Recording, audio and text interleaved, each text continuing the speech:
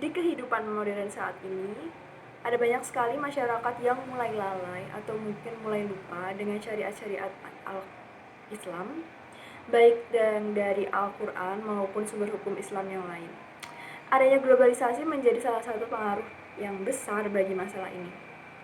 Beberapa masyarakat hidup di tengah-tengah ajaran Islam yang salah tanpa mengetahui kebenarannya.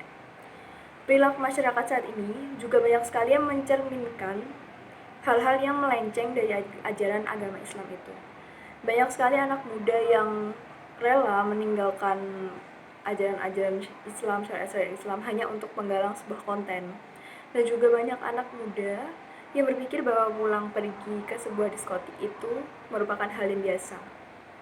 Tentunya, masih banyak lagi hal-hal yang dilakukan oleh masyarakat mengenai salah kaprahnya agama Islam ini.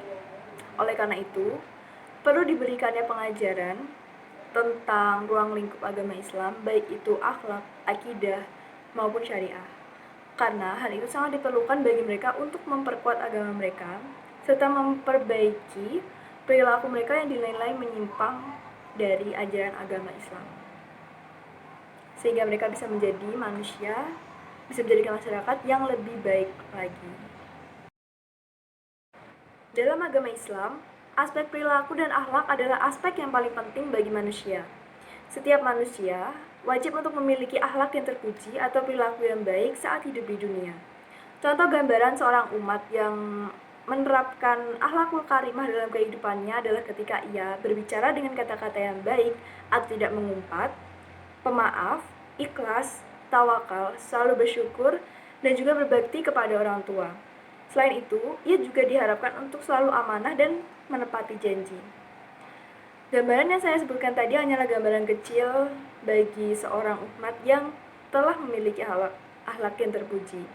Dan semoga kita merupakan orang-orang yang tergolong dalam orang-orang yang memiliki akhlakul karimah. Maksud dari kata khalifah yang ada di surat Al-Baqarah ayat 30 ini adalah bahwa kedudukan manusia di muka bumi ini adalah sebagai khalifah Allah atau pengganti Allah Subhanahu wa taala, di mana manusia diharapkan untuk selalu bisa memimpin dirinya menuju hal-hal yang lebih baik dan tidak melakukan hal-hal maksiat, selalu menaati perintahnya dan juga menjauhi larangannya. Dan juga manusia juga diharapkan tidak untuk bersifat sombong, karena pada sejatinya manusia ini adalah sama. Manusia sama-sama diciptakan dari segumpal tanah yang kemudian ditiupkan nyaru agar menjadi makhluk yang dapat merasa dan juga menjadi makhluk hidup. Maka dari itu, janganlah sekali-sekali manusia berlagak seperti seolah-olah dia merupakan makhluk paling mulia. Karena sesungguhnya Allah Subhanahu wa taala tidak pernah menciptakan makhluk lain yang lebih mulia daripada malaikat. Di dalam agama Islam, ijtihad ini adalah sumber hukum ketiga setelah Al-Quran dan hadis. Dan fungsi utamanya adalah untuk menentukan hukum yang belum tercantum di dalam Al-Quran maupun hadis. Orang yang melakukan ijtihad ini disebut dengan mujtahid, atau orang yang merupakan ahli Al-Quran dan hadis. Ijtihad dibagi menjadi 7, yaitu qiyas, maslahah mursalah, suzuz zariyah, istihab, urf, dan juga istisyan. Para ulama biasanya menggunakan ijtihad ini untuk menentukan tanggal 1 Syawal dan juga 1 Ramadan. Dan para ulama itu memiliki cara sendiri dalam menentukan tanggal tersebut. Bila sudah mencapai kesepakatan, barulah mereka dapat menentukan kapan akan jatuhnya tanggal 1 Syawal dan 1 Ramadan itu.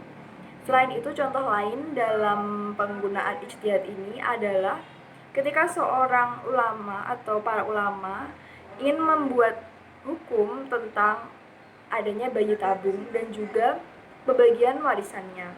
Selain itu, contoh lain adalah ketika ingin menetapkan hukum bagi transplantasi organ tubuh. Apakah itu diperbolehkan atau tidak? Semua itu ditetapkan menggunakan ijtihad. Perbedaan dari kata al-insan, al-bashar, dan juga bani Adam yang digunakan sebagai penyebutan manusia di dalam Al-Quran. Yang pertama adalah al-insyan, didasarkan pada kata nasya yang artinya lupa, yaitu manusia yang cenderung akan sifatnya yang pelupa dan perlu memerlukan teguran dan juga peringatan. Penggunaan al-insyan sebagai penyebutan manusia didasarkan pada kata anisa yang berarti jinak atau harmonis, karena pada dasarnya manusia itu merupakan makhluk yang bisa menyesuaikan diri dengan sekitar dan juga lingkungannya. Yang kedua adalah al-bashar. Al-bashar ini digunakan untuk menunjukkan dimensi yang merupakan ciri pokok dari manusia, seperti makan, minum, perasa, emosional, dan lain-lain. Sehingga manusia ini disebut al-bashar karena manusia cenderung untuk memiliki emosi sehingga perlu disabarkan atau didamaikan. Dan yang terakhir adalah Bani Adam. Sebutan Bani Adam ini digunakan untuk menunjukkan bahwa manusia ini merupakan keturunan dari Nabi Adam dan bukan merupakan evolusi dari manusia kera seperti yang dikatakan oleh Darwin. Apa yang harus kita lakukan apabila saat kita sedang sholat ada tamu yang mengetuk pintu?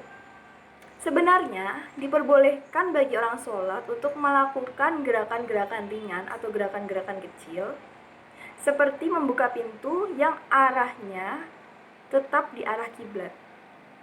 Jadi tidak boleh mengubah arah dari kiblat itu. Nah, yang perlu kita perhatikan di sini adalah jarak antara kita sholat dan juga pintu itu. Apabila memungkinkan hanya dengan gerakan-gerakan kecil beberapa langkah saja, maka kita diperbolehkan untuk membuka pintu tersebut, kemudian melanjutkan sholat lagi. Namun, jika jarak kita sholat dengan pintu itu jauh dan tidak bisa dijangkau hanya dengan beberapa langkah, maka kita bisa mengeraskan bacaan sholat kita untuk memberitahu si tamu bahwa tuan rumah ini sedang sholat. Namun lain halnya ketika kita merasa bahwa tamu itu adalah tamu yang penting dan kita tidak bisa melewatkannya, maka kita boleh membatalkan sholat untuk menerima tamu itu, kemudian kembali mengulang sholat dari awal. Selanjutnya adalah perbedaan dari mazhab Maliki dan juga Syafi'i. Yang pertama adalah mazhab Syafi'i.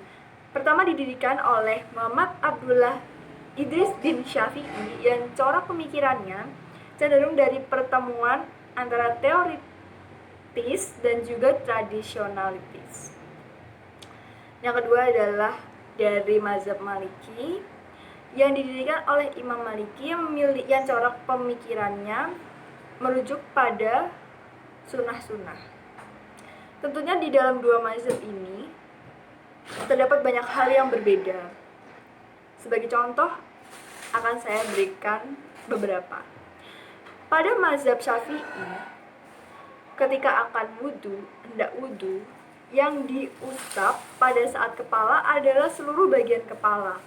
Sedangkan pada mazhab Maliki, seluruh bagian kepala kecuali telinga.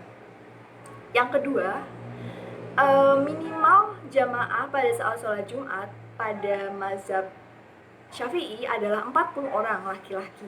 Sedangkan pada mazhab Maliki adalah 12 orang laki-laki. Yang ketiga adalah ketika kita sudah wudhu. Dan menurut mazhab Syafi'i, yang akan membatalkannya adalah ketika kita menyentuh lawan jenis di telapak tangan. Sedangkan pada mazhab Maliki akan batal jika kita menyentuh lawan jenis di mana saja, baik itu di lengan, di telapak tangan, di muka, di bahu, dan yang lain-lainnya. Dan yang keempat adalah di mazhab Syafi'i, pernikahan tanpa wali adalah tidak sah. Sedangkan di mazhab Maliki, pernikahan tanpa wali tidak sah. Dan tentunya selain itu masih ada banyak lagi perbedaan di antara mazhab Syafi'i dan juga mazhab Maliki. Sebab-sebab terjadinya ikhtilaf. Yang pertama adalah ketika sebuah dalil tidak sampai pada sang alim, sebagaimana dijelaskan dalam Islam bahwa seseorang tidak wajib untuk melakukan sesuatu apabila ia tidak mengetahui dalilnya. Yang kedua adalah ketika seorang alim tahu tentang dalilnya, sudah mengetahui tentang dalilnya, namun ia melupakannya. Yang kedua adalah ketika seorang alim tahu tentang dalil mengenai masalah tersebut, tetapi menurut pandangannya dalil itu tidak sahih lagi. Yang keempat adalah ketika seorang alim tidak mengetahui makna dari dalil tersebut.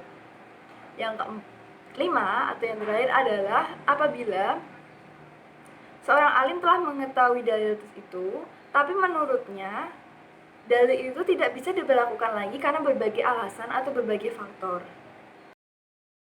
Terdapat beberapa perbedaan antara definisi HAM menurut Islam dan juga definisi HAM menurut dunia barat atau umum. Yang pertama adalah HAM dalam Islam bersifat theosentris atau di mana adanya Tuhan dan manusia mengabdi kepadanya. Sedangkan dalam dunia barat, HAM bersifat antroposentris, di mana manusia menjadi suatu ukuran terhadap suatu gejala. Dan menurut Shihab 1998, HAM dalam dunia barat menempatkan manusia di sebuah setting di mana Tuhan tidak disebutkan sama sekali dan merupakan proses alamiah yang hal yang didapatkan melalui proses alamiah saat ia lahir. Sedangkan HAM dalam Islam merupakan perolehan dari Tuhan sehingga setiap individu atau setiap manusia merasa bertanggung jawab kepada Tuhan.